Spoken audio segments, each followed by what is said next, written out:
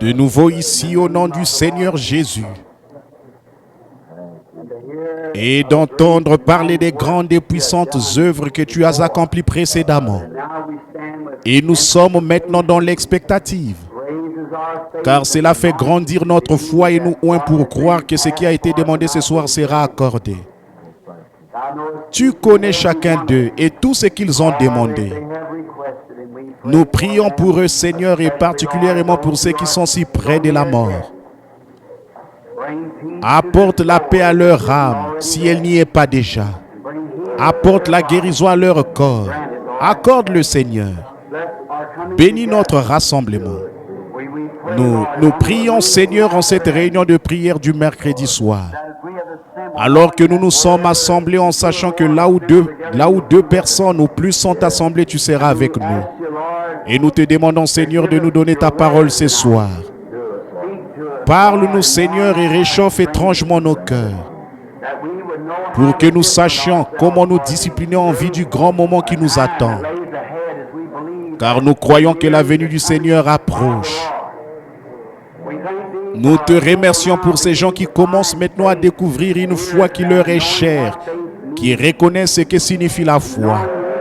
En reconnaissant cela, nous te remercions même pour les réunions à venir, car nous croyons que tu accompliras quelque chose. Seigneur, nous sommes dans une grande attente comme au jour d'autrefois. Croyons que le temps est proche où tu vas ouvrir les écluses des cieux et répandre les promesses, les choses que Dieu a promises pour ces jours-ci. Maintenant, nous te demandons, Seigneur, d'être avec tous à travers les nations, car nous avons appris qu'un grand nombre de personnes partout ont des besoins aujourd'hui. Exauce leurs requêtes, Seigneur. Nous prions, désirés de voir la grande main de Dieu se mouvoir partout dans le monde, parmi ceux qui s'attendent à cette grande chose. Pardonne-nous nos péchés. Châtie-nous, Seigneur, par ton esprit et par ta parole, pour que nous puissions nous discipliner, être des serviteurs obéissants.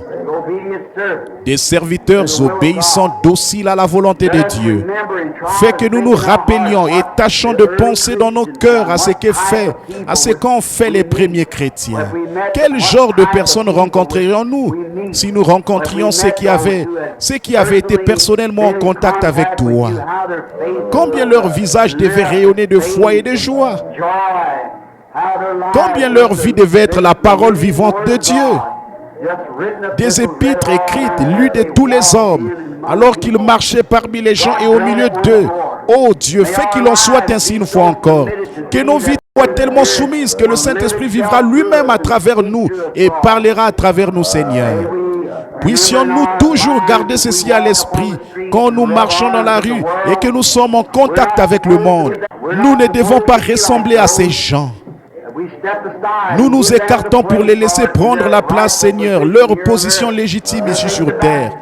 Nous restons en retrait, sachant que nous sommes des délégués d'un autre monde. Nous avons un royaume qui sera bientôt au pouvoir, Seigneur. Notre grand roi viendra bientôt prendre le contrôle de tous les royaumes qui sont dans son domaine. Et il gouvernera et régnera avec lui ici sur terre. Pendant 1000 ans et pour toujours, nous serons avec lui. Avec cela, l'Esprit Seigneur, nous attendons maintenant avec impatience la réponse à nos prières. Nous regardons à notre confession. Si nous avons fait quelque chose, dit quelque chose ou pensé quelque chose qui était contraire à ta grande volonté, que le sang de Jésus-Christ nous purifie. Garde-nous, Seigneur, comme la sœur le disait ce soir, alors qu'elle et son mari sont en route vers Chicago.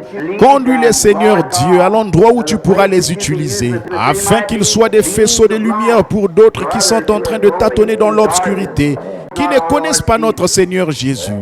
Nous te remettons maintenant la réunion et nous écouterons attentivement ta parole de correction, afin de savoir comment nous préparer pour cette grande heure. Nous le demandons au nom de Jésus. Amen. Que le Seigneur te bénisse. Merci, frère. C'était un peu imprévu pour moi. Comme j'étais à la maison, je me suis dit que si je n'avais pas vraiment à aller quelque part en urgence, je m'en voudrais de rester à la maison, de ne pas venir à la réunion de prière. Je suis arrivé à l'improviste. C'était imprévu pour moi et pour ma famille aussi. À peine rentré, je suis reparti aussitôt. Donc j'ai dit, je vais à la réunion de prière. Elle n'a même pas eu le temps de se préparer pour venir puisqu'elle ne savait pas que je viendrais. Alors je suis heureux d'entendre le témoignage de la sœur là du frère à propos de cette lumière là-bas en Caroline du Sud ou en Caroline du Nord, quelque part. C'était à Greensville, n'est-ce pas? À Sutter Pine, oui. Frère Lival était ici aujourd'hui. Je l'ai baptisé aujourd'hui. On a eu un service de baptême ici aujourd'hui. Frère Lival, vous savez, et les ministres là, frère Parker Thomas. Il y a eu...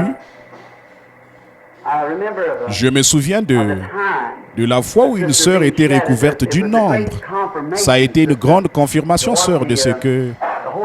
Parfois, le Saint-Esprit nous laisse continuer comme ça pour éprouver notre foi, pour voir ce que... Et pour éprouver la foi des autres. Lorsqu'on regarde quelque chose qui est là devant nos yeux, qu'on voit quelque chose et qu'on le dit, les autres qui regardent ne le voient pas. Ils disent que la chose n'est pas là, voyez, mais elle est bien là. Personne ne voyait la lumière qui était là au-dessus de Paul, mais elle était bien là. Personne n'a vu cette colombe descendre du ciel dans cette lumière, sous cette forme-là, et s'arrêter au-dessus de Jésus. Mais elle était bien là, voyez. Et donc, plus tard, quand je parlais aux gens de cette lumière qui est semblable à une colonne de feu, personne ne voulait y croire. Mais maintenant, l'œil mécanique de l'appareil photo l'a identifiée comme elle est venue. Et l'esprit mauvais est sombre. C'est comme nos vies. Nous sommes des ombres. Et nous sommes, si nous sommes une lumière, si nos vies cadrent avec la lumière du jour, nous marchons dans la lumière. C'est comme lorsque vous regardez dehors et que vous dites « Je vois le soleil » pendant la journée. Vous voyez l'ombre du soleil, c'est un reflet du soleil. Ce n'est pas le soleil en soi, mais c'est la preuve que le soleil existe. C'est la preuve que le soleil existe. Bon. Et quand, par exemple, je vous vois assis là en train de vous éventer de parler, cela signifie que vous êtes vivant. Mais ce n'est qu'une ombre de la vie. En effet, pour que quelque chose produise une ombre, il faut qu'il y ait de l'obscurité dedans, voyez. C'est que dans une ombre, il faut qu'il y ait une certaine quantité d'obscurité, une certaine quantité de lumière pour créer cette ombre. Ça ne peut pas être totalement sombre et ça ne peut pas être totalement clair. Si c'est sombre, c'est vraiment très sombre. Si c'est clair, il n'y a pas d'ombre, rien qui puisse produire une ombre. Par contre, s'il y a un mélange d'obscurité et de lumière, cela produit une ombre. Donc, en réalité, nous sommes des ombres de lumière. Vous reflétez maintenant une vie qui est quelque part. Si vous le faites et que vous êtes chrétien, alors comme ceci est une ombre, ça ne fait que prouver qu'il existe une vie où vous ne pouvez pas mourir. Parce que dans cette vie, il y a la mort, voyez. Mais c'est une ombre. Puisque vous êtes vivant, un être animé qui a la capacité de voir, de penser, de bouger, de parler. Et qui est muni des 5 sens du corps. Mais vous savez tout de même que ceux-là, ils sont en train de mourir. Il y a tant d'ennuis. Vous savez que ça ne peut être que... C'est un reflet, voyez, qui indique que la vie et la mort sont entremêlées. La partie physique doit mourir. Mais si vous reflétez par votre vie mortelle la lumière du ciel, alors vous reflétez la vie éternelle. Dieu. Donc, quand vous mourrez, vous ne pouvez pas faire autrement que d'aller vers cette lumière parce que c'est elle que vous avez reflétée. Si vous êtes du monde des ténèbres, c'est que vous reflétez et vous ne pouvez rien faire d'autre qu'aller vers les ténèbres. Voyez? Donc ici, nous sommes un reflet. Alors nous voyons qu'aussi sûr que le Saint-Esprit reflète la lumière et la vie, et bien la mort, elle, reflète les ténèbres. Et les voilà tous les deux. D'ici la fin de la semaine, peut-être d'ici dimanche, nous allons faire agrandir la petite photo pour la voir en grand format et qu'on puisse la mettre sur le tableau d'affichage. C'est là que votre photo est accrochée là-bas sur le tableau d'affichage. Je ne sais pas si vous l'avez remarqué ou non. Et alors, il y a environ une semaine en Jamaïque, où j'ai fait du travail missionnaire, nous envoyons des bandes partout dans le monde. Et les 7 sauts sont arrivés jusque très loin dans l'arrière-pays de la Jamaïque, là à l'intérieur des terres. C'est très primitif là-bas, à l'intérieur, derrière la montagne bleue. Et parfois, les autochtones, ils ont un magnétophone que nous leur fournissons. Il faut le remonter à la manivelle comme le vieux gramophone Victrolia. Le remonter puis le laisser jouer comme ça. Au bout de quelques minutes, quelqu'un doit le remonter. Ce groupe avait une petite batterie, une batterie de 6 volts ou quelque chose qui servait à faire jouer le magnétophone. Ils étaient tous assis ensemble, à peu près le même nombre de personnes qu'ici ce soir. Et je crois qu'ils écoutaient les sauts. Et pendant que je parlais, ils ont remarqué que cette même colonne de feu est entrée dans la pièce, s'est dirigée vers l'endroit où se trouvait le magnétophone et s'est arrêtée au-dessus de celui-ci. Ils sont allés chercher un appareil photo et ils l'ont photographié. C'est exactement la même. La voilà suspendue juste au-dessus du magnétophone. Nous allons la faire agrandir afin de la mettre sur le tableau d'affichage là-bas et que vous puissiez la voir. Nous sommes si reconnaissants pour la grâce de Dieu qui est entrée dans qui nous a fait entrer dans sa présence en ce jour. Donc, nous sommes reconnaissants pour beaucoup de choses. Là, je pense que je vais regarder ici pour voir si je peux trouver quelques notes ou quelque chose sur quoi j'ai déjà prêché. Ou trouver un genre Bon, j'ai noté quelques sujets ici dans un carnet. Si je peux en trouver un, peut-être que le Seigneur me donnera quelques paroles en rapport avec cela pendant que nous prions. Maintenant, nous nous attendons à de grandes choses pour dimanche. J'en ai parlé dans les messages. Et dimanche, je vous ai retenu longtemps sur ce sujet. Pourquoi cries-tu à moi? Parle au peuple et avance. Bon, donc dimanche, ce sera le service de guérison. Nous allons prier pour les malades. Maintenant, quand il est question des malades, quand nous prions pour les malades, s'ils ne sont pas guéris, il y a assurément une raison à ça. Alors, si le Seigneur le veut, je voudrais aussi apporter une courte prédication dimanche matin. Donc, je vais faire un service de guérison et prier pour tout le monde. Billy Paul ou d'autres personnes seront ici dimanche matin vers 8 heures quand l'église ouvrira ses portes, afin de distribuer des cartes aux gens qui entreront au moment de leur arrivée. Donc, je vais essayer. Je crois que le Seigneur m'a éclairé un peu sur les raisons pour lesquelles certaines personnes ne sont pas guéries. Je crois que c'est parce que certaines choses n'ont pas été bien comprises. Et je crois que nous parlerons peut-être de ça dimanche matin si le Seigneur le veut. Maintenant, la réunion de prière du mercredi soir est juste une courte réunion où nous nous rassemblons pour prier comme nous l'avons fait et où nous nous rencontrons. Des fois, je crois l'une des grandes choses que je constate aujourd'hui, c'est un manque de sincérité à l'égard de ce que nous croyons. Voyez. Si Dieu, à l'époque de John Wesley, avait fait, à cette époque-là, ce qu'il a fait aujourd'hui, qu'est-ce que cela aurait produit? Et à l'époque de Martin Luther ou de n'importe qui d'autre, ce que nous le voyons faire et qui a été prouvé à la fois par l'Église, par l'Esprit et par la science, et chaque action, cette émulsion photographique doit le reconnaître. Et voici, la parole de Dieu annonce cela et le déclare avant que cela s'accomplisse. Et là, il agit, il prophétise et il démontre que la chose même qu'il avait dite, c'est ce qui s'accomplira parfaitement, exactement ce qu'il avait dit. Et malgré tout ça, nous restons assis paresseusement comme si nous nous demandions. Eh bien, je me demande, est-ce que cela s'applique à moi? Je me demande, est-ce que cela s'applique vraiment à l'Église dans sa totalité? Ou je me demande, est-ce que je suis réellement inclus dans ceci? Je pense que dimanche matin, j'essaierai de parler de certains de ces principes qui pourra nous éclairer un peu. Maintenant, pour ce soir, j'ai relevé quelque chose que j'ai trouvé ici juste avant de venir. Je me suis dit, si frère Neville, en me voyant arriver, disait « Monte ici, viens prêcher » et s'asseyait, voyez, je me suis dit, je ferais mieux de noter quelques passages de l'Écriture. Parce que je sais que c'est un frère vraiment très aimable et nous l'apprécions. Avant de prier pour la parole qui sera apportée, je tiens à souligner la présence d'un frère. En fait, son nom m'échappe pour l'instant, ils sont deux. Ils sont ici, ce sont des amis à moi. Ce sont des ministres, des évangélistes présents sur le champ missionnaire. Ils ont entendu ces messages sur les bandes et ils viennent de différentes églises dénominationnelles, deux jeunes gens. Et le jeune homme, l'un d'eux, cela a suscité chez lui un intérêt si grand qu'il a pris l'avion pour Tucson dernièrement, là où notre série de réunions toucha à sa fin. Je pense que j'étais au petit déjeuner des hommes d'affaires. Et ce jeune homme, ce brave jeune homme est venu là-bas. Ils sont du Kansas. Et ils sont venus jusqu'ici afin que je les marie. J'apprécie cela. De penser que des gens puissent croire autant en vos prières, croire que Dieu entendra et exaucera. Des jeunes gens qui débutent dans la vie comme ceci.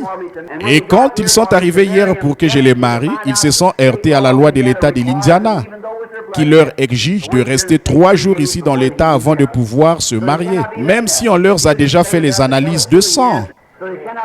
Donc, ils ne peuvent pas se marier avant vendredi matin. Je demanderai à notre frère là, au bout de la rangée, de bien vouloir s'élever pour se présenter, lui et sa charmante petite dame, ainsi que le frère à côté d'eux. Merci, frère Branham. C'est un privilège pour moi d'être ici. Je suis le frère Roger O'Neill. J'habite dans le Kansas et je parcours les champs de mission comme évangéliste, disant aux gens que Jésus sauve, guérit par la foi en Jésus. C'est ce que j'apporte toujours. Voici ma fiancée Patricia Brown. Nous allons nous marier vendredi. Voici mon co-évangéliste et co-ouvrier, le frère Ronnie Hunt, ici au bout. Et voilà sa fiancée Carole. Nous sommes heureux d'être ici ce soir. Merci beaucoup.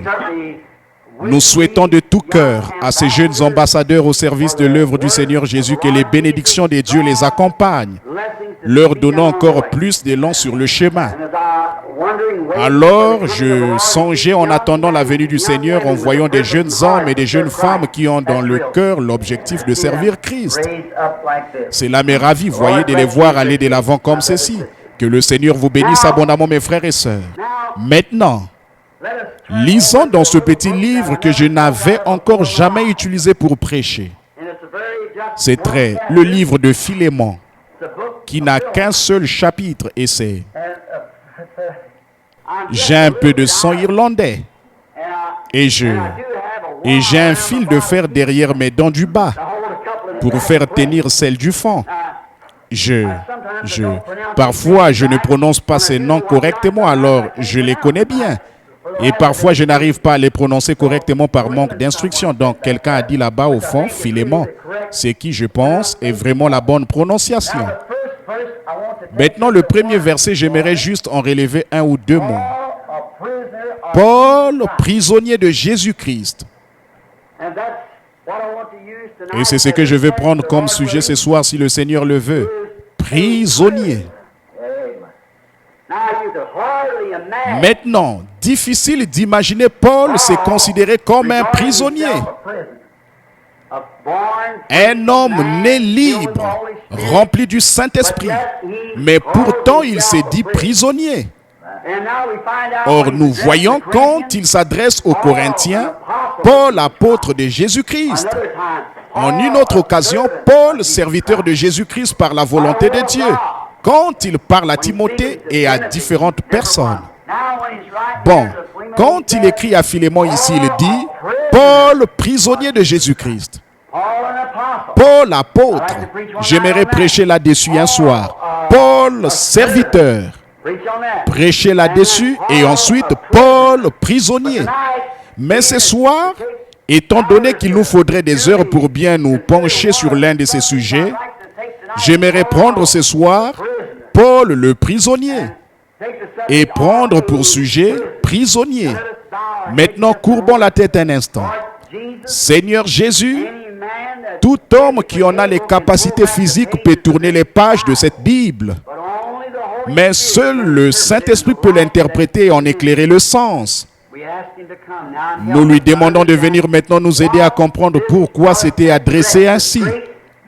Ce grand et puissant prophète Paul qui pourtant s'est dit prisonnier. Puisse le Saint-Esprit nous révéler ceci alors que nous nous attendons à lui au nom de Jésus-Christ. Amen. Maintenant, je peux m'imaginer Paul, quand il a écrit cette lettre à Philémon, assis en prison, là-bas dans le donjon de cette ville, un prisonnier. Alors, lui qui était dans cette situation, il savait fort bien ce que signifiait ce mot. Il était entouré de barreaux. Il ne pouvait être libéré qu'à condition que quelqu'un le mette en liberté. Il savait ce que c'était que d'être un prisonnier. Et puis je crois que ce que L'apôtre a voulu un peu signifier par cela. Il ne l'a pas adressé ainsi par rapport à sa situation comme prisonnier, son être physique assis là dans cette prison. Mais je crois qu'il faisait allusion à son être, son esprit, sa volonté qui était prisonnier de Jésus-Christ. Or, nous sommes tous nés avec le libre arbitre. Nous pouvons prendre toutes les décisions que nous voulons. Dieu qui est juste agit ainsi parce qu'il doit placer tous les hommes sur la même base. Autrement, il a placé le mauvais homme Il a placé le premier homme sur une mauvaise base quand il lui a donné le libre arbitre. Voyez, ce soir, nous sommes tout à fait comme Adam et Ève. Il n'y a aucune différence. Le bien et le mal sont placés devant chacun de nous. La vie et la mort. Nous pouvons faire notre choix. C'est à vous de le faire. Voyez. C'est ce qu'ont fait Adam et Ève. Voyez. Et ils ont fait le mauvais choix. Et alors, à cause de ça, toute la race humaine a été livrée à la mort, la peine de mort. Puis, Dieu est descendu sous la forme d'un homme et a pris cette mort sur lui. Il a expié la peine de mort afin que ces sujets qui avaient le désir d'être libérés puissent être mis en liberté. Or, s'il nous traite différemment de la manière dont il a traité Adam et Ève, qu'il nous fait simplement traverser quelque chose et dit « Je vais vous sauver, que vous le vouliez ou non », alors il a placé Adam et Ève sur une mauvaise base, voyez-vous. Mais chacun de nous doit choisir aujourd'hui entre la mort et la vie. Nous pouvons le faire. Comme je viens de le dire, voilà, votre lumière démontrera, votre vie démontrera exactement de quel côté vous êtes. Peu m'importe de quel côté vous prétendez être, ce que vous faites au quotidien démontre ce que vous êtes. Vous avez entendu ce vieux dicton? Votre vie fait tellement de bruit que je n'entends pas votre témoignage. Voyez, vos actes font tellement de bruit. Pousser des cris et sauter, j'ai toujours cru à ça. Par contre, j'ai toujours dit, ne sautez pas plus haut que vous vivez, parce que c'est ce que le monde va observer, voyez-vous. Vous devez sauter à la hauteur de la vie que vous menez. Pas plus haut, donc, parce que quelqu'un vous observe. Alors quand les gens ne viennent pas à l'église, ils ne veulent pas venir, c'est tout. Et certains de ceux qui ne viennent pas sont des gens sincères. Ils ont vu tellement de corruption dans l'église qu'ils ne veulent rien avoir à faire avec ça. Et souvent, franchement, on ne peut pas vraiment les blâmer. Voyez, à cause de la façon dont les gens se conduisent, ils se disent chrétiens. Ils sont la plus grande pierre d'achoppement du monde.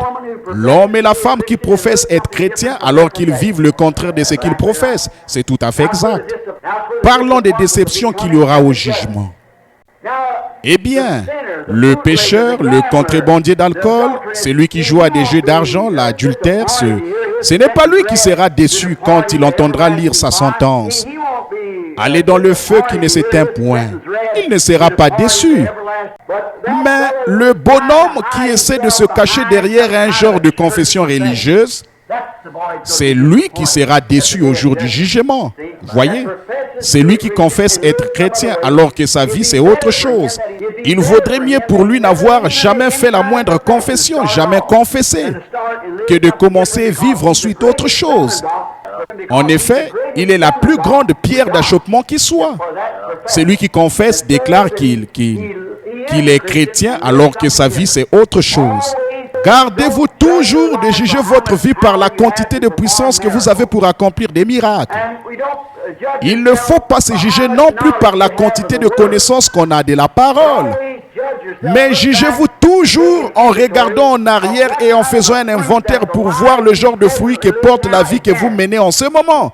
Voyez, il y a quelque temps à une réunion des hommes d'affaires à Phoenix en Arizona, j'ai justement pris comme sujet de prédication le reflet de Jésus, refléter la vie chrétienne. J'ai dit que je suis né pas loin d'ici dans le Kentucky, où tout est très primitif. Et c'était particulièrement vrai quand j'étais enfant. Et un certain petit garçon n'avait pas de maison comme celle que nous avons ici, où tant de jolies dames doivent se regarder dans des miroirs placés partout dans la maison, ou bien arranger leurs cheveux et tout. Mais lui, il n'avait qu'un petit miroir, rien qu'un petit bout de miroir accroché à un arbre dehors, à l'endroit où se trouvait la tablette pour se laver. en se servant du petit bout de ce vieux miroir accroché à un arbre. En fait, c'est ce genre de maison-là que nous avions. Si quelqu'un voulait se voir dans le miroir, nous les enfants, nous devrions aller chercher une caisse et monter sur une tablette dont on se servait pour se laver. Et ensuite, se regarder dans ce bout de miroir que j'avais moi-même ramassé dans une décharge. Ça, ce n'était pas dans le Kentucky, c'était dans l'Indiana, pas loin d'ici sur Ithaca Pike. Alors, comme ça, cet enfant ne s'était encore jamais vraiment vu. Et le voilà en ville, en visite chez sa grand-mère. Et en parcourant la pièce, la grand-mère avait une maison où il y avait un miroir pleine grandeur sur la porte. Donc, en courant dans la pièce, le petit garçon a vu un autre petit garçon en face de lui. Et ce petit garçon courait lui aussi. Alors, il a eu l'idée de s'arrêter pendant quelques minutes pour voir ce que le gamin allait faire. Et quand il s'est arrêté, le petit garçon s'est arrêté. Quand il a tourné la tête, le petit garçon a tourné la tête. Il s'est gratté la tête, le petit garçon a gratté la sienne. Finalement, il s'est approché pour examiner et il s'est retourné. Sa mère l'observait et sa grand-mère, tout étonnée, il a dit « Mais maman, c'est moi !» Alors j'ai dit ceci, nous aussi nous reflétons quelque chose. Voyez, notre vie présente un reflet. Et maintenant, si nous vivions au jour de Noé, de quel côté serions-nous? Quel côté aurions-nous choisi à cette grande époque où Noé a vécu? Quel côté aurions-nous choisi au jour de Moïse? Quel côté au jour d'Élie le prophète, alors que le monde entier avait été englouti dans une grande masse de modernisme, à l'image de cette Jézabel moderne qui s'était débarrassée de tous les serviteurs du Seigneur en les entraînant dans la voie de la mondanité? L'Église et les sacrificateurs s'inclinaient tous devant elle. Auriez-vous choisi le côté de la popularité ou auriez-vous été du côté d'Élie? Et au jour du Seigneur Jésus, quand nous pensons à cette personne impopulaire sans instruction du monde, on n'a jamais pu trouver d'école qu'il aurait fréquenté sans aucune expérience de séminaire. Et il a grandi avec la réputation d'avoir eu une naissance illégitime. Il a ensuite paru prêchant un évangile qui était contraire à tout ce qu'on leur avait enseigné. Et il condamnait les ministres, leurs organisations et tout. Alors les organisations avaient fait cette déclaration. Quiconque ira, ne serait-ce qu'écouter ce soi-disant prophète, sera exclu de la synagogue. C'était un péché mortel. Il fallait rendre des comptes. La seule façon pour eux de rendre un culte, c'était sous le sang de l'agneau. Il fallait participer à ce sacrifice. Et donc, ils étaient bannis. C'était une chose très sérieuse. Et cet homme ne tenait aucun compte de tout cela. Pourtant, il était en harmonie parfaite avec les Écritures, mais pas de la façon que les connaissaient. Quel côté auriez-vous choisi? Voyez. Maintenant, la vie que vous vivez en ce moment est le reflet actuel de ce que vous auriez fait en ce temps-là. Parce que c'est toujours le même esprit qui vous habite, voyez. Si vous vous rangez du même côté qu'eux maintenant, c'est ce que vous auriez fait en ce temps-là. Parce que ce même esprit qui est en vous maintenant était dans les gens en ce temps-là, voyez. Le diable ne retire jamais son esprit. Il passe simplement d'un homme à l'autre. Dieu non plus ne retire jamais son esprit. Il passe de l'un à l'autre. Voyez? Donc, ce même esprit qui était sur Élie est venu sur Élisée. Et sur Jean-Baptiste, c'était le même, et ainsi de suite. Le Saint-Esprit qui était sur Christ est venu sur les disciples. Et ça continue, il est encore sur les gens, vous voyez. Dieu ne retire jamais son esprit. Donc, voilà, nous devons faire un choix. Et je ne vois pas Paul regretter quoi que ce soit. Et se dire peiné d'être prisonnier. Mais il s'est désigné. Je crois que Paul, au moment où il écrivait cette lettre avec cette plume, que c'est le Saint-Esprit qui le poussait à écrire cela. Afin que, peut-être encore ce soir, nous puissions tirer le contexte de notre texte pour montrer pourquoi Paul a fait cela.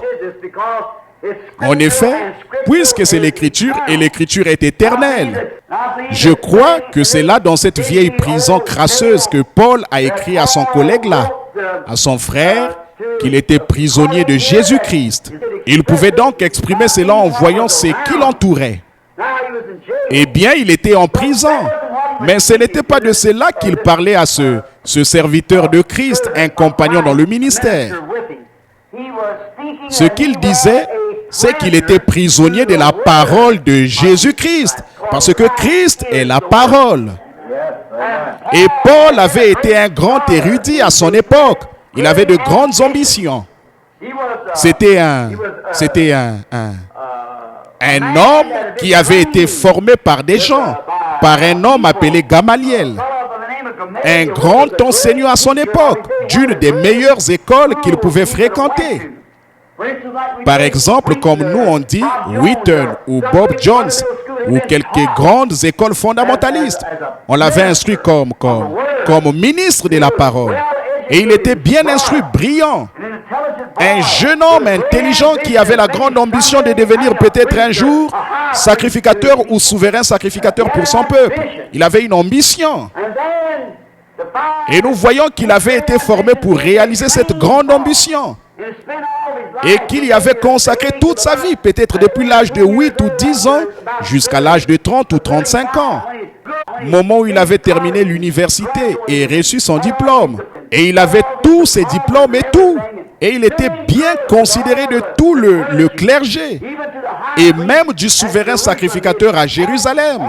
Il avait reçu de lui des ordres personnels, écrits par lesquels il avait confié à ses grands sols la mission de descendre à Damas afin de trouver là-bas tout ce qui rendait un culte à Dieu d'une manière contraire à ce que lui, il avait dicté, de les lier et de les jeter en prison. Il avait reçu l'ordre de les mettre à mort à la rigueur. S'il jugeait bon de le faire, il avait de grandes ambitions. Et alors Dieu a complètement sorti de lui tout ce pourquoi il avait été formé. Voyez. Alors, son objectif, c'est pourquoi son père avait dépensé de l'argent, les ambitions de son père et de sa mère. Tout cela lui a été enlevé parce que Dieu avait prévu quelque chose d'autre. Donc, il était prisonnier, détaché de l'objectif qu'il avait dans la vie. Il était devenu prisonnier de Jésus-Christ, qui était la parole. Ce chemin vers Damas avait changé Paul. Pendant qu'il était en route, peut-être vers 11 heures, il a été jeté à terre. Et il a entendu une voix qui lui a dit, « Saul, pourquoi me persécutes-tu » Il a levé les yeux, et quand il a levé les yeux, lui qui était juif, il savait que cette colonne de feu, c'était le Seigneur qui avait conduit les enfants d'Israël. Et là, en effet, il a reconnu que c'était elle. Rappelez-vous, cet hébreu n'aurait jamais appelé quoi que ce soit Seigneur. S majuscule. Seigneur, Elohim. À moins qu'il ait été convaincu que c'était bien lui. Parce qu'il était un érudit accompli. Et quand il a levé les yeux et qu'il a vu cela, une lumière, une colonne de feu qui avait conduit son peuple dans le désert, alors il a dit, Seigneur, Elohim, S majuscule, Seigneur, qui es-tu? Quelle surprise cela a dû être pour ces théologiens. Dire, je suis Jésus. Celui-là même à qui il s'était tant opposé. Quel revirement. Oh, cela a dû être quelque chose d'extraordinaire pour cet homme. Lui qui avait toutes ses ambitions, il a découvert tout à coup que ce qu'il faisait là, c'était persécuter. Ses ambitions l'avaient mené à s'éloigner davantage de la chose principale qu'il voulait accomplir. Alors quel grand choc cela a dû être pour cet apôtre lorsqu'il a dit « Je suis Jésus ». C'est lui-là même qu'il persécutait. Pourquoi me persécutes-tu? Encore une petite citation que nous pouvons mentionner en passant. Voyez-vous, quand les gens se moquent de l'Église, ce n'est pas vraiment de l'Église qu'ils se moquent, c'est de Jésus qu'ils se moquent. Pourquoi me persécutes-tu? Comment Paul, qui était si intelligent, pouvait-il alors croire que c'était là, que ce groupe de gens qu'il persécutait, c'était le Dieu même qu'il prétendait servir? Je pense que, sans entrer dans les détails, je pense que nous sommes tous suffisamment bien enseignés pour savoir ce que je vais dire ici. Il se passe la même chose aujourd'hui. Paul, par ignorance, lui qui était pourtant intelligent et brillant, bien plus brillant que les Galiléens sans instruction qu'il persécutait, eux qui par humilité avaient déjà accepté cet homme comme Seigneur, mais Paul, avec sa grande instruction et son intellect, ne pouvait pas accepter cela. Alors, quel revirement cela a dû être pour lui sur cette route? Il a été frappé d'aveuglement pour qu'il ne puisse pas exécuter sa commission. Mais on l'a conduit vers un lieu, dans une rue appelée la droite, dans la maison de quelqu'un. Et là, le prophète nommé Ananias est venu. Il avait vu en vision. Il s'est rendu là-bas. Il avait vu où il se trouvait. Il est donc allé le trouver. Il est entré. Et il est entré. Il a dit, « Saul, mon frère, le Seigneur qui t'est apparu sur le chemin par lequel tu venais m'a envoyé t'imposer les mains pour que tu recouvres la vie et que tu sois rempli du Saint-Esprit. » Voyez dans quelle situation il se trouvait. Quelle chose extraordinaire cela a dû être pour Paul. Voyez, c'était là complètement l'inverse de tout ce pour quoi il avait été formé. Et toute l'instruction qu'il avait reçue, cela avait alors perdu toute valeur à ses yeux. Là, il savait qu'il avait vécu une expérience. Donc, voici notre bonne leçon pour nous. Une expérience à elle seule ne suffit pas. Il faut que cette expérience soit conforme à la parole du Seigneur. Donc, quand il a vu ça et qu'il a reconnu que c'était quelque chose de grand et que quelqu'un d'autre l'avait reçu avant lui, il est allé passer 3 ans et 6 mois dans le désert en Arabie. Il a pris la Bible telle qu'elle était à cette époque-là, l'Ancien Testament, et s'est rendu là-bas pour comparer l'expérience qu'il avait vécue, voir si elle était conforme aux Écritures. Maintenant, s'il avait dit, eh bien, ce n'était peut-être qu'un feu de paille et qu'il était passé à autre chose, je vais me fier à mon intelligence. Or, il devait devenir prisonnier de quelque chose, devenir prisonnier. Ainsi, après avoir établi une comparaison et vu qu'il en était, ce n'était pas étonnant qu'il ait pu écrire l'épître aux Hébreux sous forme de type. Voyez, 3 ans et demi passés là-bas dans la parole, où il a découvert que le Dieu même qu'il avait appelé était en train de le ramener, de transformer tout son intellect, transformer tout ce qu'il avait jamais pensé, tout ce pourquoi il avait été formé. Toute son ambition lui a été ôtée et il est devenu prisonnier. L'amour de Dieu avait été si extraordinaire et une telle révélation qu'il ne pouvait pas s'en détacher. Voilà la véritable expérience de chaque vrai croyant qui rencontre Dieu. Vous entrez en contact avec quelque chose qui est tellement grand que vous devenez un prisonnier détaché de tout le reste. Voyez, vous éloignez de tout pour vous constituer prisonnier de ceci. Cela a été exprimé une fois lorsque Jésus a dit, « Le royaume des cieux est semblable à un homme qui achète les perles. Et quand il trouve cette perle magnifique, il vend tout ce qu'il a pour l'acquérir. » Et c'est la même chose ici. Vous avez une conception intellectuelle, vous avez une expérience théologique. Mais quand vient le moment où vous trouvez vraiment la chose authentique, alors vous vendez tout le reste et vous vous emprisonnez dans ceci. Paul en savait quelque chose. Il a constaté qu'il était attelé à quelque chose. Comme quand nous accrochons un harnais à un cheval. C'est dans le but de tirer quelque chose. Et Paul savait, suite à cette expérience et à ces 3 ans et demi passés à mettre en parallèle avec la Bible, l'expérience qu'il avait vécue, il a pris conscience que Dieu l'avait choisi et qu'il avait attelé par le Saint-Esprit. L'expérience qu'il avait vécue allait servir à amener l'évangile en présence des gens des nations. L'Esprit lui-même l'avait attelé. Et aujourd'hui, en tant que serviteurs de Christ, nous sommes maintenant attelés, accrochés. Nous ne pouvons pas nous en aller. Nous sommes rivés à elle, attelés à la parole. Peu importe ce que n'importe qui d'autre peut dire, vous êtes attelé à elle. Il y a quelque chose là qui fait que vous ne pouvez simplement pas vous en détacher. Vous êtes attaché à elle, sous son joug, par le Saint-Esprit qui vous a mis sous le joug de la parole. Peu importe ce que n'importe qui d'autre peut dire, c'est la parole qui compte. Et ça a toujours. Il y était attelé sous son joug. Il était attelé à la parole par l'Esprit. Il avait appris là-bas, derrière le désert d'Arabie. Alors toutes ces anciennes choses, ses expériences et son ambition, il avait été dépouillé de ces choses. Maintenant, c'est ce que nous voyons aujourd'hui. Nous devons d'abord être dépouillés. Et les gens ne veulent pas être dépouillés. Le frère méthodiste veut conserver un peu de son enseignement méthodiste. Oui. Le frère baptiste veut conserver un peu de son enseignement baptiste. Voyez.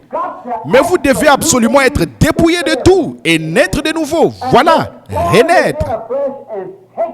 Et à partir de là, que le Saint-Esprit prenne la conduite. Vous ne pouvez pas dire, bon, eh bien, mon papa dit que quand il est entré dans l'église, il a serré la main du pasteur. C'est un bon membre fidèle. C'était peut-être très bien pour sa race, mais nous sommes d'une autre race, voyez. Nous devons maintenant revenir au temps biblique de notre époque. Les sacrificateurs étaient eux aussi attelés. Mais, voyez-vous, ils étaient entrés dans une autre dispensation. Et ils ne s'étaient pas dépouillés de leur vieux harnais pour mettre un nouveau harnais. Et nous retrouvons la même chose aujourd'hui. Nous avons traversé un âge dénominationnel comme nous l'avons démontré par les âges de l'Église, la Bible et tout. Mais nous arrivons maintenant dans un âge libre où le Saint-Esprit lui-même descend, démontre ce qu'il est et se fait connaître, accomplit chaque promesse qu'il a faite. Oh là là! Quel temps glorieux! Et il savait que, autre chose, il savait qu'il ne pouvait pas aller à des endroits où on était attelé à Cécile, où il voulait aller. Il savait que son ambition l'attirait parmi des frères où il était le bienvenu. Mais il était contraint par l'Esprit à faire quelque chose d'autre. Il ne s'appartenait plus. Peut-être que quelqu'un pouvait dire, frère Saul, frère Paul, nous voulons que tu viennes par ici parce que nous avons la plus grande église. Nous avons l'assemblée la plus nombreuse. Tu auras d'énormes offrandes et tout. Mais il était contraint par l'Esprit. Il pensait, j'ai un frère là-bas, je voudrais aller sauver ce frère, le conduire au Seigneur. Mais l'Esprit le contraignait à aller ailleurs. Il était prisonnier. C'est exact. Oh Dieu, fais de nous ce genre de prisonniers-là. Délivre-nous de notre propre ambition égoïste, de nos propres jugements et de notre meilleure façon de penser pour que nous soyons prisonniers de Jésus-Christ. Je pense que c'était là une grande déclaration. Je suis prisonnier de Jésus-Christ. Et souvenez-vous, il est la parole, voyez. Peu importe ce que n'importe qui d'autre peut penser, c'est la parole qui compte, voyez. Si vous êtes prisonnier de la parole, aucune dénomination ne peut vous en détacher. C'est la parole qui compte. Vous êtes simplement, vous en êtes prisonnier, voilà tout. Vous devez agir comme elle agit. Donc, il ne pouvait pas aller à certains endroits où il aurait voulu aller. Parce que, pourquoi? L'Esprit le lui interdisait. Vous vous rappelez, souvent Paul a essayé d'aller quelque part. Il se disait, je pourrais faire de grandes réunions là-bas. Mais l'Esprit le lui interdisait. Alors, n'est-ce pas là une preuve et une déclaration qui indique clairement que Paul était prisonnier? Prisonnier de Jésus-Christ, attelé à sa parole par l'Esprit. Oh, j'aime ça, oui. Il était lié. Il était lié par une chaîne, par des fers d'amour, pour qu'il fasse la volonté de Dieu. Et elle seule. Il était prisonnier. Il était enchaîné dans des fers d'amour.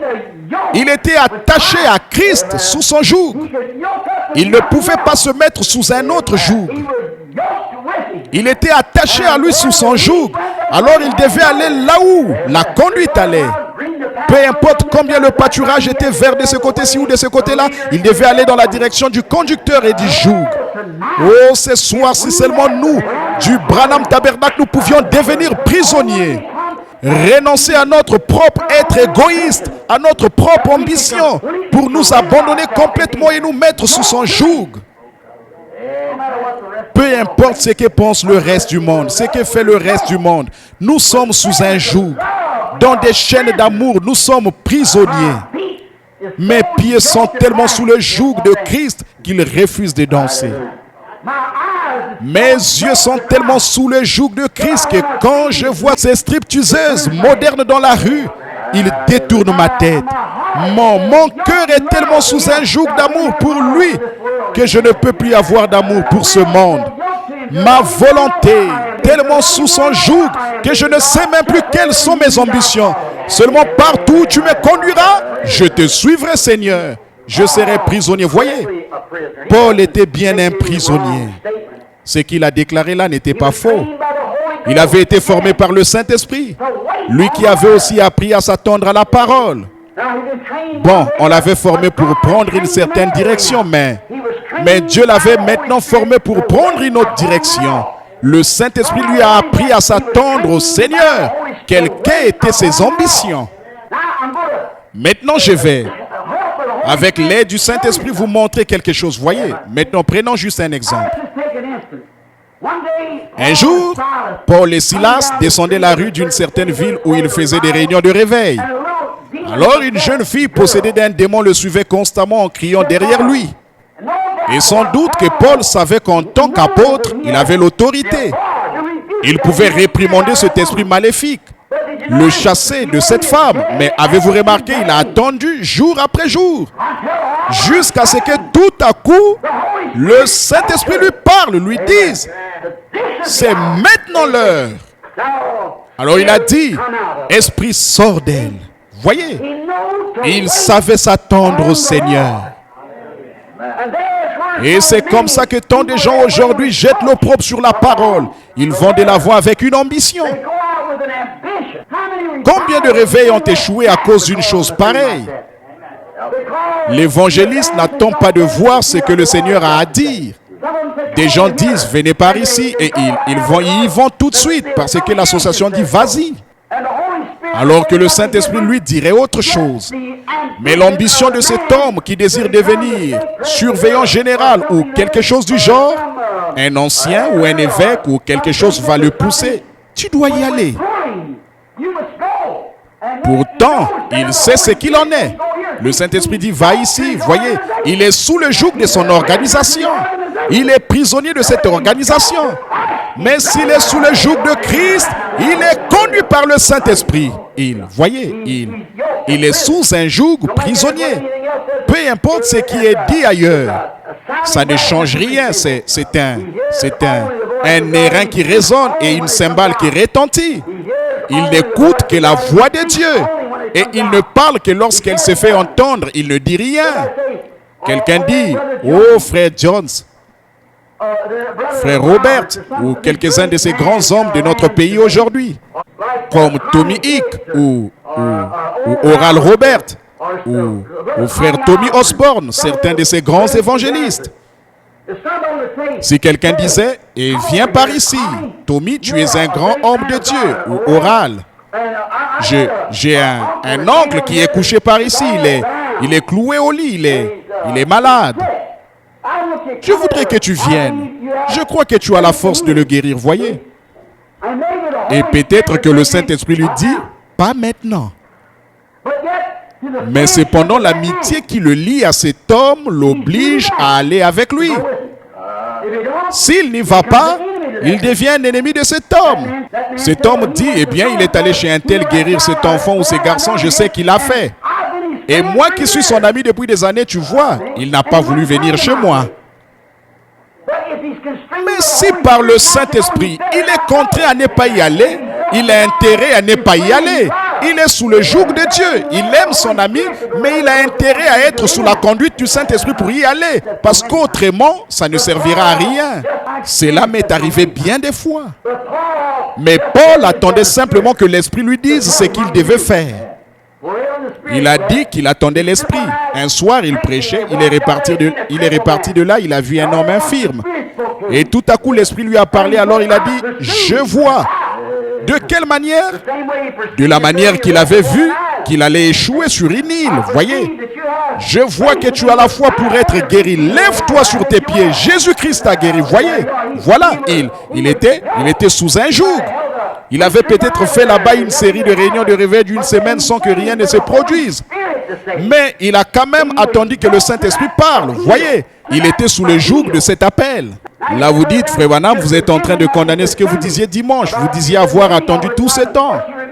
Mais souvenez-vous, c'est le Saint-Esprit qui m'a parlé là-bas sur la route, qui m'a dit, je te renvoie parmi les malades et les affligés. Voyez, c'est par obéissance au Saint-Esprit, bien sûr. Je n'y suis pas allé tant qu'il ne m'a pas dit de le faire. J'attendais ainsi, dit le Seigneur, d'avoir reçu un ainsi, dit le Seigneur. Ça, c'est autre chose. Voyez, alors ça change tout, oui. Il attendait la parole du Seigneur. Il a été contraint par l'Esprit à ne faire que ce que Dieu lui dictait. Et c'est là qu'il est devenu prisonnier de Jésus-Christ. Mes amis, si seulement nous pouvions devenir prisonniers. Je sais qu'il fait chaud, mais j'aimerais citer quelques personnages de plus si vous le voulez bien. J'en ai inscrit à peu près 6 ou 8 ici. Mais j'aimerais juste mentionner un ou deux autres personnages. Prenons le personnage de Moïse. Il était né libérateur. Et il le savait qu'il était né libérateur. Mais avant que je parle de Moïse, j'aimerais faire cette déclaration. Dieu doit amener tout homme qui veut le servir fidèlement à être son prisonnier. Toujours. L'homme doit abandonner toutes ses ambitions, tout ce qu'il est. Tout. Sa vie, son âme, son corps, sa volonté, ses ambitions et tout le reste. Devenir entièrement prisonnier de Christ qui est la parole afin de servir Dieu. Il vous faudra peut-être aller à l'encontre de ce que vous dicte votre bon sens. Peut-être pensez-vous que dans une certaine organisation, ils vous élèveront et vous donneront quelque chose de prestigieux qui vous fera vous démarquer. Mais vous vous retrouvez dans quel état? Au bout d'un moment, vous vous retrouvez vaincu. Donc Dieu n'a pas trouvé cet homme disposé à devenir son prisonnier. Dieu cherche des prisonniers. Il a toujours fait. En parcourant l'Écriture, vous pourrez voir cela. L'homme doit être prisonnier de Christ envers et contre tout. Donc, vous ne pouvez être rattaché à rien d'autre qu'à Christ. Pas même à votre père, à votre mère, à votre frère, à votre soeur, à votre mari, à votre femme, à qui que ce soit. Vous n'êtes rattaché qu'à Christ, qu'à lui seul. Et alors Dieu peut vous utiliser. Tant que vous n'en viendrez pas là, c'est impossible. À certains endroits, parfois, je parle durement aux gens. Voyez, j'essaie de vous amener à vous détacher. Il faut avoir un point de départ. Par exemple, parfois on s'élève contre les femmes qui se coupent les cheveux et portent ces vêtements et qui continuent à se dire chrétiennes. Vous dites, ça c'est insignifiant. Eh bien, il faut commencer quelque part. Alors, commencez juste là par votre ABC, voyez. Commencez du moins par vous détacher de cette apparence mondaine et devenez prisonnière de Christ. Continuez simplement à vous détacher de tout jusqu'à ce qu'enfin le dernier lien ait été rompu. C'est là que vous êtes prisonnier. Alors vous êtes sous son emprise. Il vous a sous son emprise. Donc, Moïse savait qu'il était né pour être le libérateur. Il le savait. Et avez-vous remarqué avec l'ambition que Moïse avait, sachant que sa mère lui avait dit cela là-bas, car elle était sa nourrice. Moïse, cet enfant qui était né sans doute que sa mère lui avait dit, tu sais Moïse, quand ton père Amram et moi, nous avions prié sans cesse, nous savions et nous avions vu dans la parole que c'était le temps de la venue d'un libérateur. Et nous avions prié, Seigneur Dieu, nous voulons voir ce libérateur. Une nuit, le Seigneur nous a dit dans une vision que tu naîtrais et que tu serais le libérateur. Nous n'avons pas craint l'ordre du roi, peu nous importait ce que le roi disait. Nous savions alors que tu étais né libérateur. Or Moïse, nous savions que nous ne pourrions pas t'éduquer comme il faut. Maintenant, souvenez-vous, il avait été là-bas en Égypte pendant 400 ans, voyez. Alors nous voulions te procurer la chose qu'il faut, l'éducation qu'il faut, la formation qu'il faut. Donc j'étais pris et j'étais mis dans une petite arche et j'étais confié au Nil. Et aux choses étranges, les courants ont entraîné cette petite arche à travers les roseaux et les jantes. Et l'ont emporté là-bas à des kilomètres, l'ont dirigé tout droit dans le palais de Pharaon où se trouvait la fille des pharaons, le bassin où elle se baignait. Et alors je savais qu'elle aurait besoin d'une femme pour t'élever. Et à cette époque-là, bien sûr, il n'avait pas de biberon pour nourrir les bébés. Il fallait donc trouver une nourrice alors. Et c'est Myriam que j'ai envoyée là-bas. Elle s'est tenue là. Elle a dit, je sais où trouver une nourrice. Et elle est venue me chercher. Moïse, toutes les portes sont fermées. Mon chéri, tu as 16 ans maintenant et tu vas devenir le fils de Pharaon. Et un jour, tu seras le libérateur qui fera sortir le peuple d'ici. Les ambitions de Moïse ont commencé à grandir. Je vais étudier, maman. Je vais faire toutes les études possibles. Tu sais ce que je veux faire? Je vais faire des études pour devenir un militaire. Je saurai faire sortir ces gens d'ici.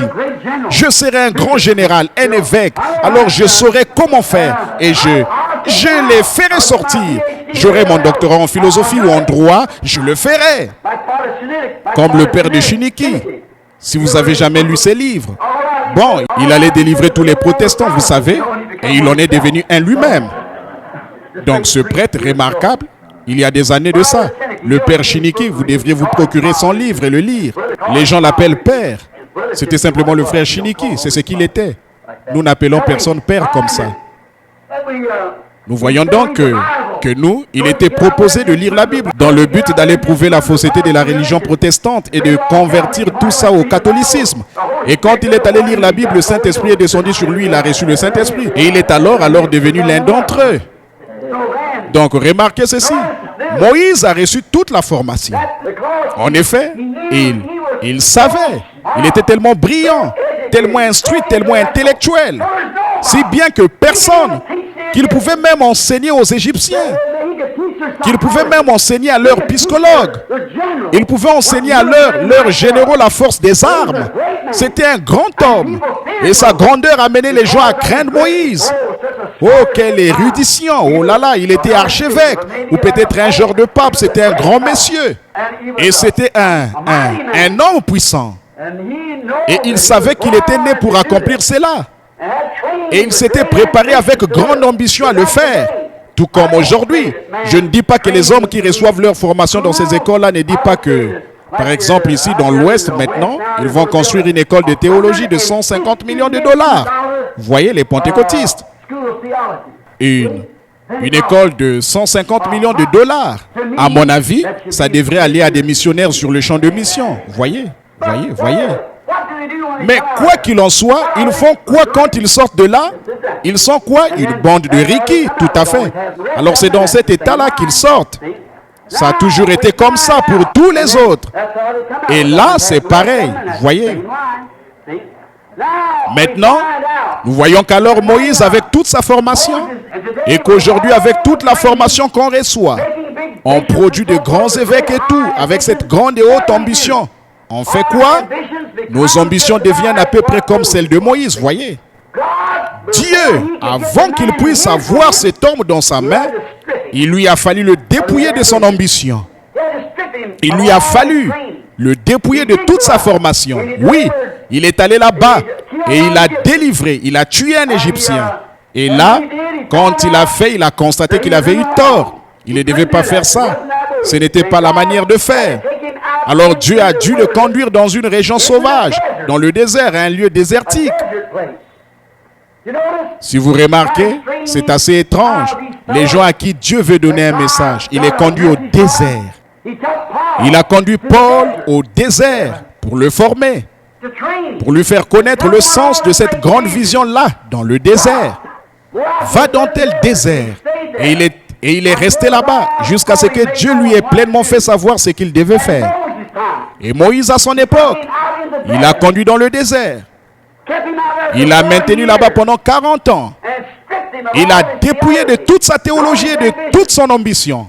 Oh, quel moment! Là, il a pu regarder en arrière et constater son échec.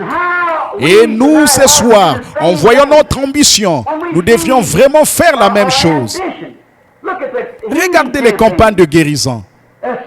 Dès que le Seigneur, il y a quelques années, a fait quelque chose pour commencer à restaurer la guérison aux malades et tout le monde, toutes les organisations, parce que ce n'était pas venu dans leur organisation à eux.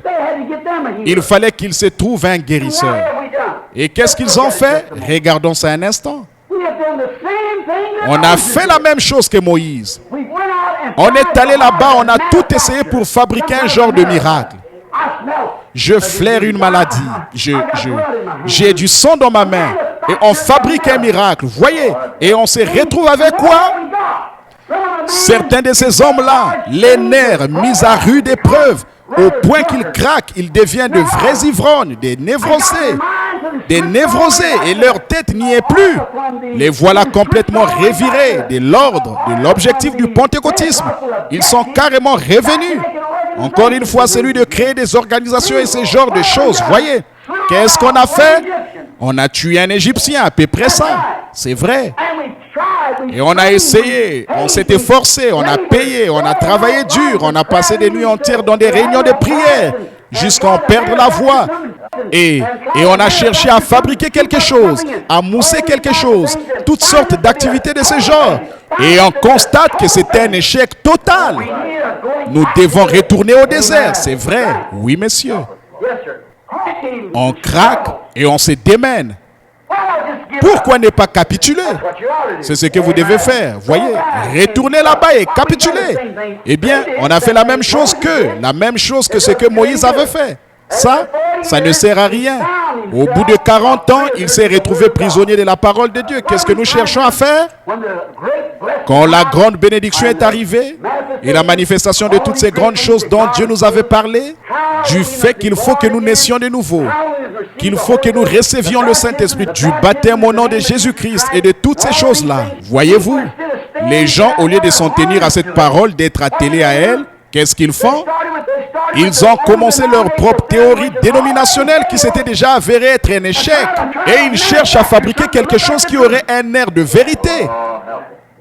Je ferais mieux de m'arrêter juste là. Voyez, je suis sûr que vous avez assez de sagesse pour savoir ce que je veux dire. Voyez, mais enfin, regardez ce que cela a produit. Réfléchissez. Nous avons quoi ce soir? Rien d'autre qu'une nation pleine de gens organisés. Ils nient les Écritures de Dieu. Ils qualifient la vie du Saint-Esprit, disent que c'est de la télépathie mentale. Ils refusent à tout ça l'accès à leur église. Et ils ne vous permettent pas de dire un seul mot à propos de la sémence du serpent, de la sécurité éternelle et des choses que le Saint-Esprit a révélées et a prouvé être la parole. J'ai lancé défi après défi, que l'on vienne m'en démontrer la fausseté. Ils ont quoi? La même chose que Luther, que tous les autres, voyez. Ils ont tué un Égyptien. Qu'est-ce qu'il faut? Qu'est-ce qui est arrivé? Peut-être qu'il a amené un homme à commencer, à arrêter de voler ou peut-être à être fidèle à sa femme. Mais comme ça, qu'est-ce que vous avez fait de lui? Un membre d'église. Venez vous joindre à notre groupe, voyez. Cet homme mort et puant, c'était le seul résultat qu'il pouvait présenter comme succès après 40 années de formation. Un Égyptien puant est allé là, en décomposition mort. C'est à peu près la même chose ce soir. Voilà le seul résultat que nous pouvons présenter après ce réveil qui s'est répandu partout, pour ainsi dire. On n'a qu'une bande de membres d'église puants qui ne connaissent pas plus Dieu qu'un Autanton ne connaîtrait une nuit égyptienne. C'est vrai, on leur parle de la parole de Dieu, ils disent « Je ne crois pas à ça ». Ils disent, peu importe ce que vous dites, je n'y crois pas. Voyez, c'est une chose terrible que de devoir présenter un tel résultat. Après toutes ces tensions, ces luttes et tout ce que nous avons connu. Peut-être que nous pourrions présenter une grande école, mais elle est morte. Nous pourrions présenter une organisation, mais elle est morte. Elles sont mauvaises. Elle est identique à la chose même dont nous étions sortis au départ. Comme une truie qui retourne à son bourbier et un chien ce qu'il a vomi. Quand nous y retournons, un Égyptien mort. Sans doute que quelqu'un a dit, Moïse, mais tu ne te soucies donc plus du peuple. Tu as été appelé à faire ceci. Quelqu'un qui connaissait Moïse et qui savait qu'il avait été appelé à faire ça. Alors tu as perdu le souci du peuple. Pas du tout. Eh bien, alors pourquoi est-ce que tu n'es pas là-bas en train de faire ceci? Pourquoi est-ce que tu n'es pas là à essayer de faire cela? Pourquoi est-ce que tu ne te joins pas aux autres? Moïse était là-bas en train d'être dépouillé jusqu'au moment où il a vécu une expérience au buisson ardent qui lui a déclaré la parole. Je suis le Dieu d'Abraham, d'Isaac et de Jacob. Je me souviens de ma promesse et je suis descendu pour les délivrer. Je t'envoie le faire. Avec ça, c'était réglé. Il a vu la parole et non l'ambition des gens ni les désirs des gens. Alors qu'est-ce qu'il est devenu? Il ne voulait plus affronter les Égyptiens. Il ne voulait plus affronter tout ça. Mais il est devenu prisonnier. Amen. Il avait passé 40 ans à fuir, à être dépouillé. Mais il est ensuite devenu prisonnier au buisson ardent. Le puissant Moïse avec tout son intellect. La Bible dit que Moïse était un homme puissant en parole et en œuvre là-bas en Égypte. Mais observez ce que ce puissant théologien a fait en présence du buisson ardent. Il a confessé son incapacité, c'est tout. Quand il a vu le véritable dessein de Dieu, il a confessé qu'il était incapable de l'accomplir. Il avait pourtant reçu toute la formation théologique qu'on pouvait lui donner. Il avait été formé dans leur meilleure école.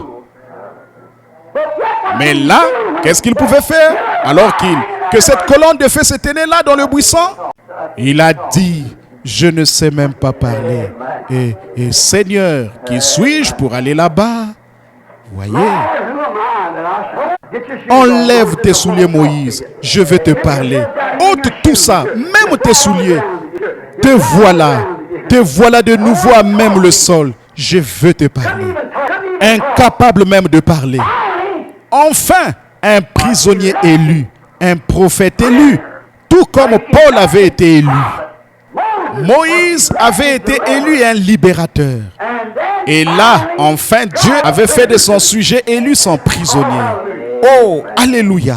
Il pouvait seulement avancer à mesure que la parole de Dieu le faisait avancer. Qui leur dirais-je m'envoyer? Je suis. Comment y arriverai-je? Je serai avec toi. Oui, Seigneur, comme tu voudras, me voici. Oh là là. Et voilà, il est prisonnier. Il va à l'encontre de sa propre manière de penser. Eh bien, il avait été formé pour commander une armée. Épée en l'air, demi-tour. Formé pour l'action, char en ordre de bataille. Lance en avant, chargé. C'était comme ça qu'il comptait prendre le contrôle. Mais il a dit, de quoi vais-je me servir? Il a dit, qu'y a-t-il dans ta main? Un bâton. Dieu fait parfois des choses qui pour la pensée humaine sont carrément ridicules. Voyez, un bâton à la main, la barbe qui pondait, âgé de 80 ans, sa femme sur un mulet tenant un enfant sur sa hanche. Ses petits bras qui pendaient, la chair toute flasque, un bâton. Seule sa tête était bien haute, car il avait l'insigne le Seigneur. Pourquoi? Il avait en fait été ancré. Il était prisonnier. J'avancerai seulement quand la parole me fera avancer. Je parlerai seulement là où la parole parle. Où vas-tu? J'ai reçu une seule commission. Aller devant Pharaon et au moyen de ce bâton lui montrer que Dieu m'a envoyé. Amen. Et après, que feras-tu? Il pourvoira ce qui doit être fait ensuite, après que j'aurai fait cela. Voilà, c'est ça. Vous n'avez qu'une seule chose à faire ce soir. C'est la première étape. Vous abandonner, devenir prisonnier. Ne pensez pas à vous ou à quelque chose d'autre. Devenez prisonnier. Moïse est devenu prisonnier. Il a confessé qu'il ne savait même pas parler. Quand Dieu l'a enfin eu dans sa main, alors il pouvait seulement avancer où Dieu le faisait avancer. Là, il lui avait déclaré sa parole. Il a reconnu que c'était la parole, alors il s'est soumis à la parole. Et là, le Saint-Esprit, Dieu a attelé Moïse à la volonté de Dieu. Avec Paul, il a fait la même chose, pas vrai? Il a attelé Paul, ce petit juif sarcastique au nez crochu. Oh, qui avait des doctorats écrits partout sur son visage. Mais il a dit, je vais lui montrer ce qu'il devra souffrir pour la parole.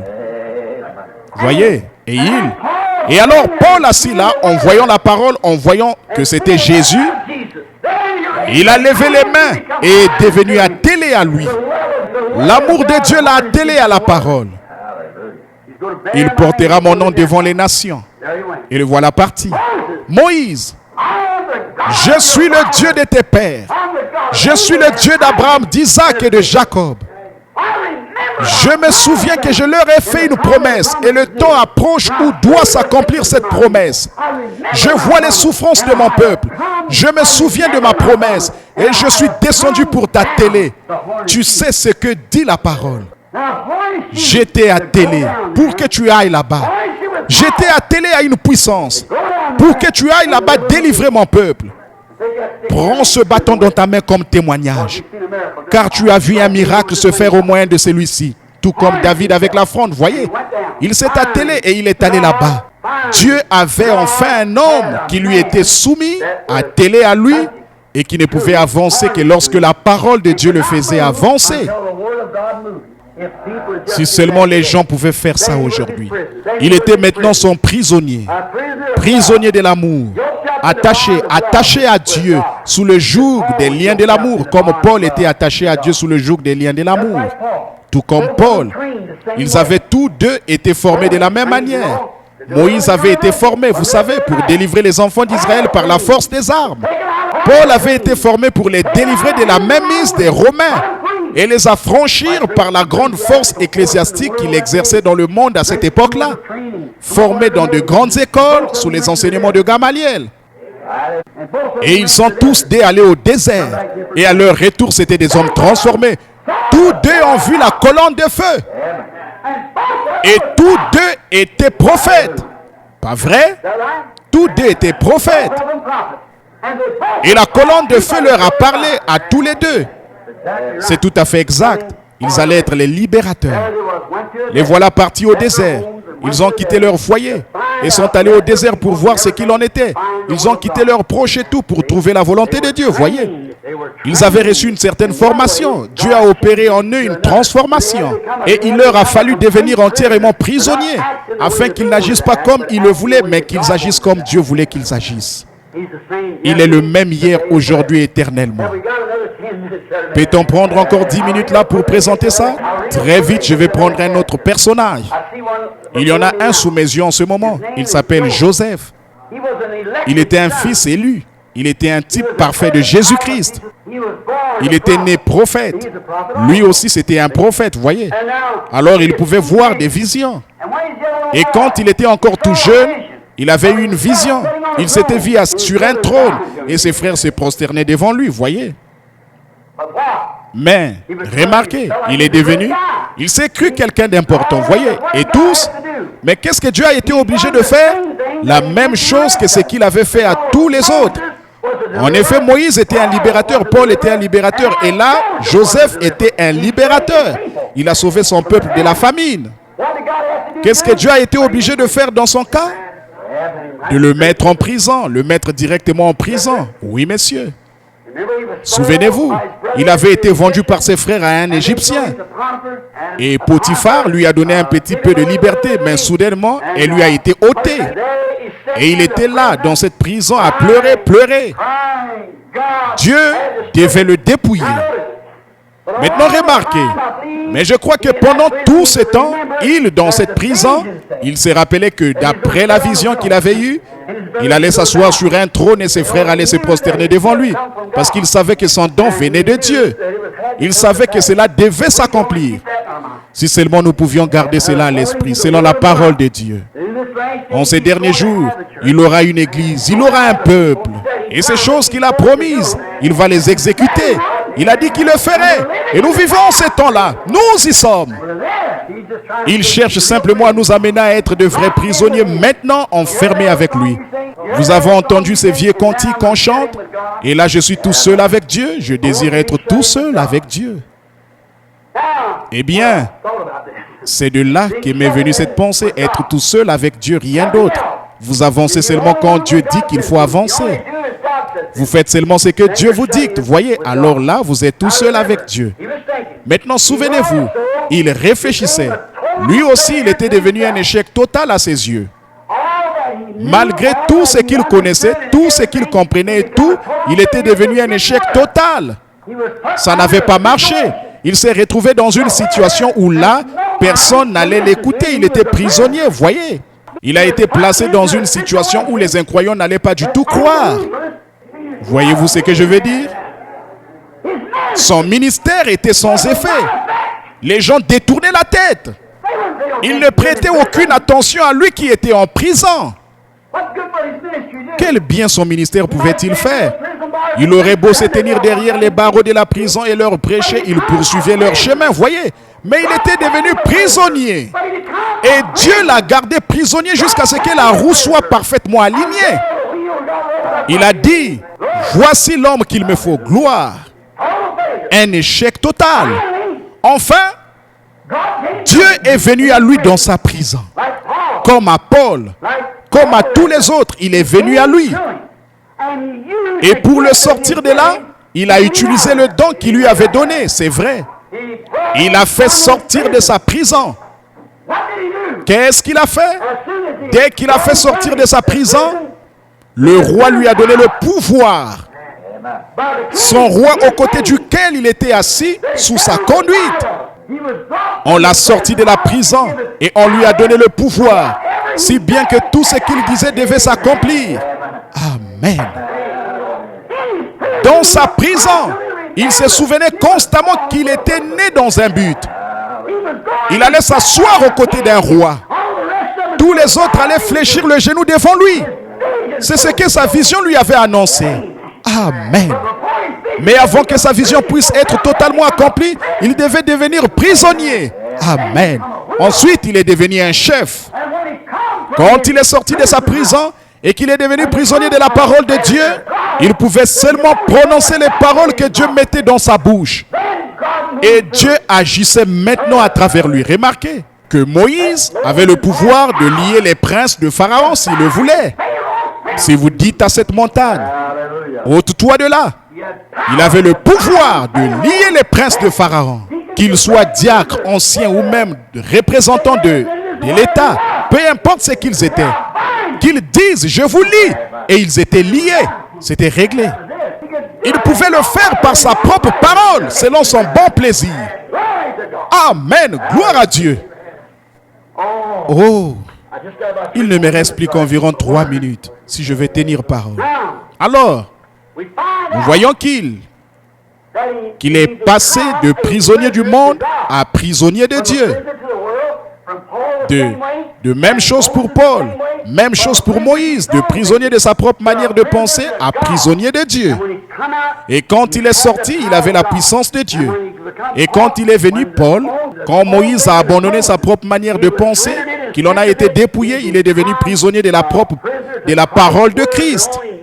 Il ne pouvait avancer que là où vous dites Christ, regarda l'opprobre de Christ comme des trésors plus grands que ceux de l'Égypte. Donc, il était prisonnier de Christ, tout comme Paul était. Rappelez-vous, ils étaient tous les 3 prophètes, voyez. Et ils ont dû être dépouillés de leur propre manière de penser afin de devenir prisonniers de la volonté des voies de Dieu. Et puis, rappelons-nous là, il avait le pouvoir de lier par sa propre parole. Il avait le pouvoir de délier par sa propre parole. Il pouvait dire, je te lie au nom de mon roi. Amen. Pharaon avait fait de Joseph son fils, les prisonniers de son amour. Christ en fait ses fils. Et il leur donne le pouvoir. La même chose que ce qu'il avait. Jean 14, 12. Celui qui croit en moi, voyez, fera lui aussi les œuvres que je fais. Et il en fera même davantage. Alors, celui qui est prisonnier de l'amour de Christ reçoit ce pouvoir de son roi qui est Christ. Amen.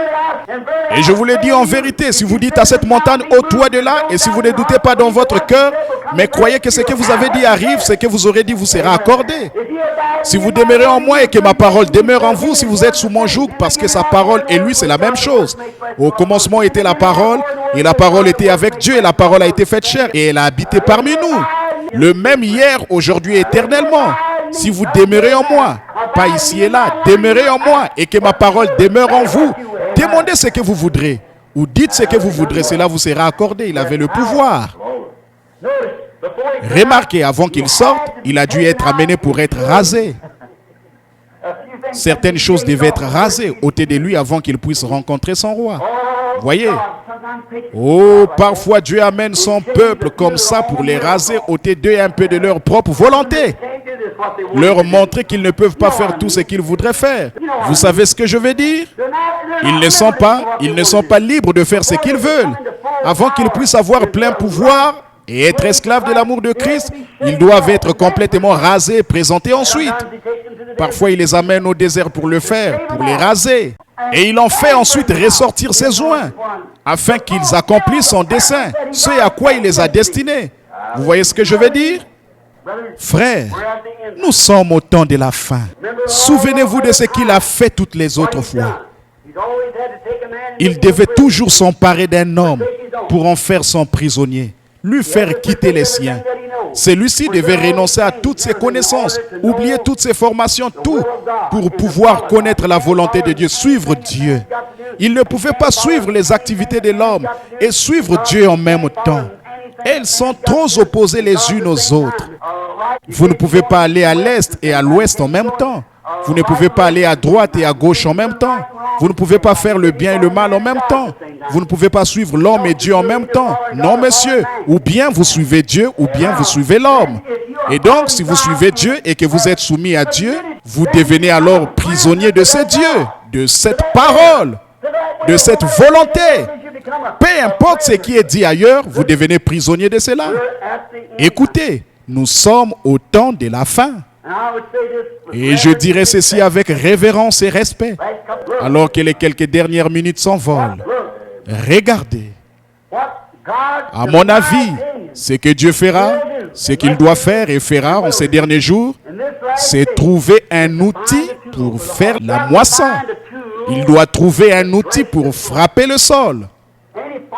Tout fermier, quand il fait la moisson, doit avoir un instrument au moyen duquel la faire. Bien sûr, il doit avoir une faucille tranchante ou quelque chose, un instrument pour battre le grain. Et la moisson est mûre. Oh Dieu, prends-nous dans ta main. Fais de nous des esclaves de ton amour.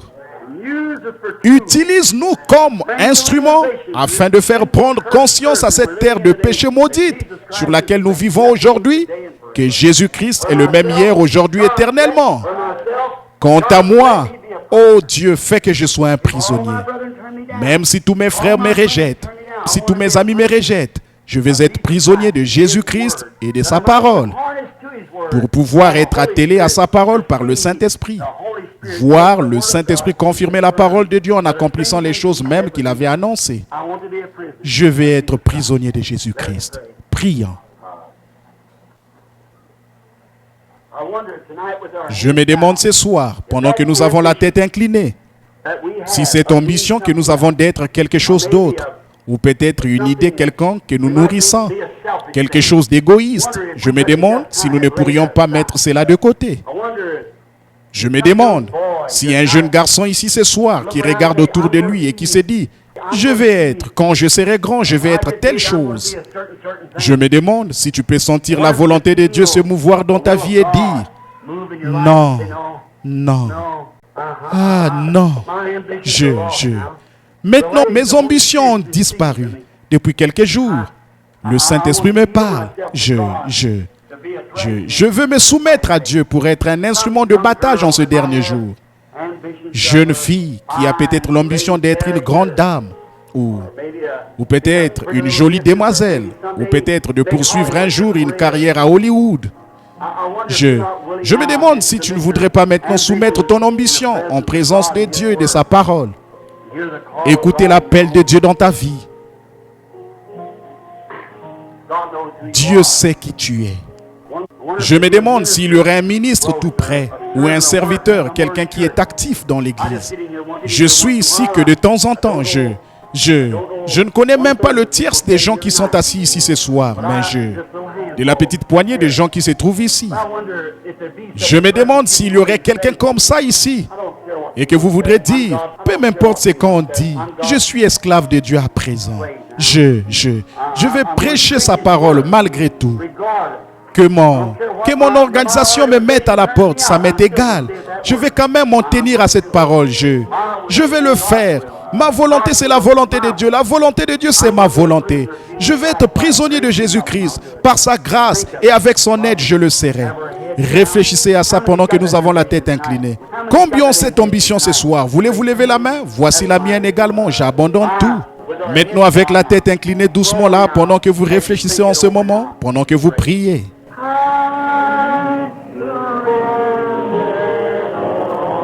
Oui, prends tout, Seigneur. Oui, prends tout, Seigneur. Entre tes mains, j'abandonne.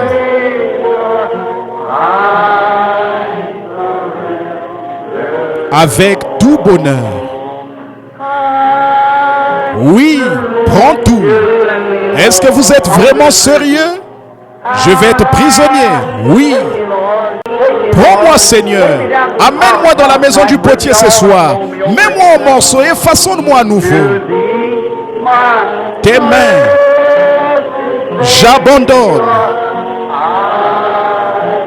Tout avec bonheur. Père céleste, pendant que la musique joue, continue à jouer, il m'a paru tout à fait opportun en ce moment d'interrompre le chant et de te parler pendant un instant.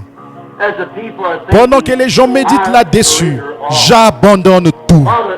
Père, puissions-nous le faire comme si c'était notre dernière occasion de le faire. Fais que nous venions avec sincérité, que nous nous approchons, pour ainsi dire, de la table du Seigneur avec des vêtements lavés, des âmes lavées, des volontés lavées, des ambitions lavées, afin de nous abandonner. Et que Dieu prenne sa parole et nous attache à elle sous son joug, la parole de Dieu. Puisse le Saint-Esprit nous prendre maintenant, comme nous entendons le joug se refermer. Puisse le Saint-Esprit nous prendre maintenant, comme nous entendons le joug se refermer autour de nos cœurs. À partir de ce soir, je te prends au mot.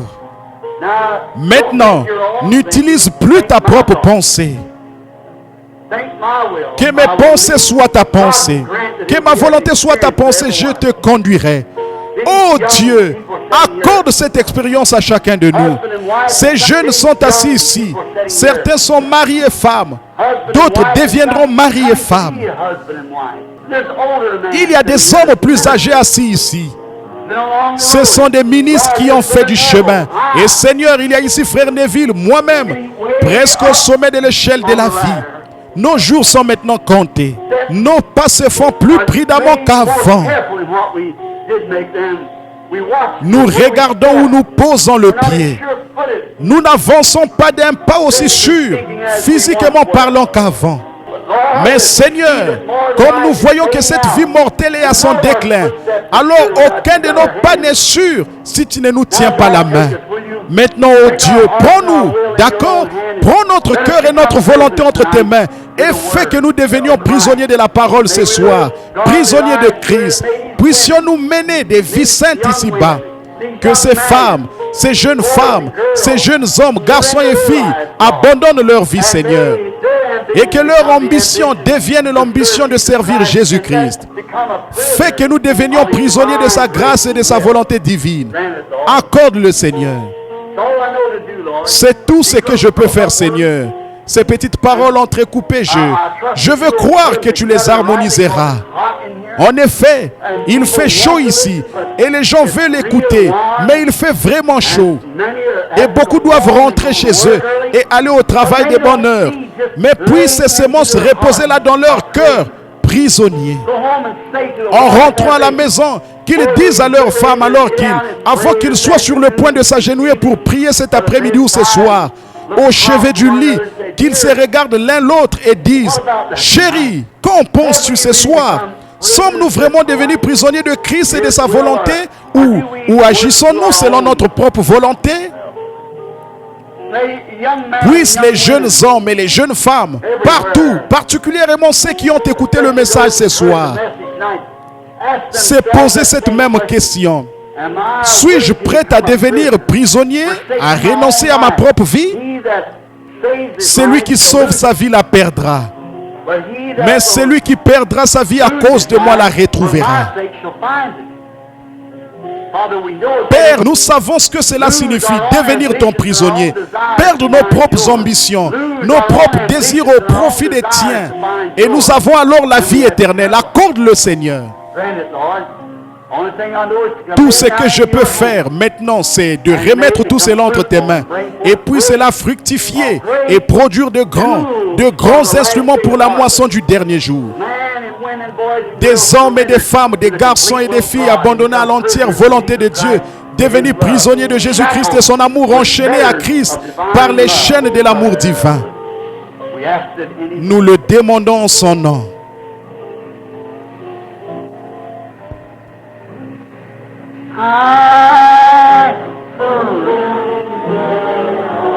Oui, prends tout, Seigneur.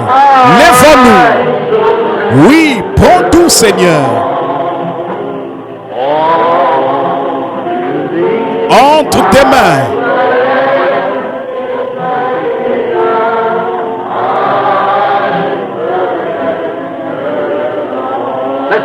Disons-le encore, les yeux fermés et les mains levées. Oui, prends tout, Seigneur. Oui, prends tout, Seigneur. Entre tes mains, j'abandonne tout avec bonheur. Maintenant, courbons la tête et avant d'entonner le cantique que nous chantons au moment de nous séparer, réveille-toi du nom de Jésus. Je vais demander à ce frère qui est ici, son nom m'échappe, la sœur qui a témoigné au sujet de la vision des ténèbres qui venait sur elle et qui a été guérie. Et souvenez-vous, en regardant en arrière, le voile avait disparu. C'est sa foi qui a accompli cela. Frère, voulez-vous, s'il vous plaît, terminer la réunion par la prière et demander à Dieu de nous bénir?